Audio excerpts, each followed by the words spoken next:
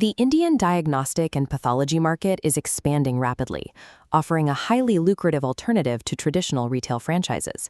Standard units offer 25 to 35%. Master tiers project 100% returns or higher. The jump between these tiers moves you from the world of local retail clinics into the complex management of regional B2B logistics networks. Let's look at the daily reality of a standard unit franchise, like an Apollo or ThyroCare Pathology Collection Center. You are investing roughly 10 to 25 lakhs upfront. That capital goes toward basic real estate leasing, securing municipal trade licenses, and setting up waste disposal systems. In return for this straightforward setup, you get high stability. The expected return hovers steadily between 25 and 35%. You also get a highly predictable timeline. Franchisees often achieve a complete break-even on their investment within 14 months. The main constraint here is your physical capacity. Your revenue is strictly limited by the actual footfall walking through the door of that single location. As an owner-operator, you are trading your personal time and daily presence for a safe, steady profit margin. The standard unit is a secure, predictable B2C health venture. It works perfectly if you are a local entrepreneur content with linear, steady growth.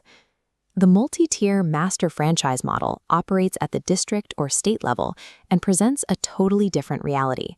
You face an extreme financial barrier to entry, starting around 78 lakhs and easily scaling past 2 crores.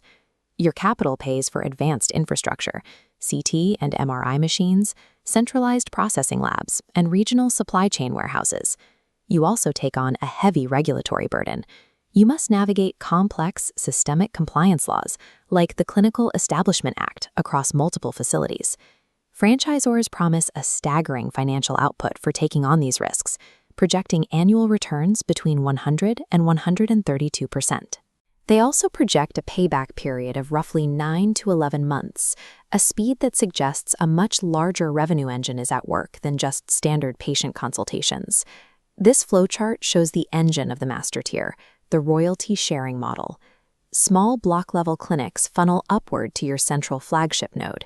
You generate revenue by recruiting these sub-franchisees in your territory, collecting a 20 to 35% cut of their revenue and fees. The fatal risk of this model lies in recruitment. If you build the massive central lab overhead but fail to recruit a sprawling sub-network to feed it, your margins will collapse. Purchasing a master franchise means you are no longer in the patient care business. You are entirely in the business of B2B logistics, network management, and corporate sales. The ultimate rule for healthcare franchise investing is to never buy into a tier just because the return on investment looks impressive on a spreadsheet. We can use this decision tree framework to help you identify the correct path for your resources. The first critical threshold is capital availability. Do you have under 25 lakhs or over 75 lakhs? If you clear the 75 lakh threshold, you hit the second critical test, your preferred management style. Do you want to manage patients or manage business owners? If your capital is under 25 lakhs, or if you prefer to manage patients directly, your path is clear. You are looking at a standard unit. The standard unit is built for first-time healthcare entrepreneurs, local pharmacists, or doctors seeking a reliable, hands-on business. If you have the capital and your goal is to manage business owners, your route shifts directly to the master franchise.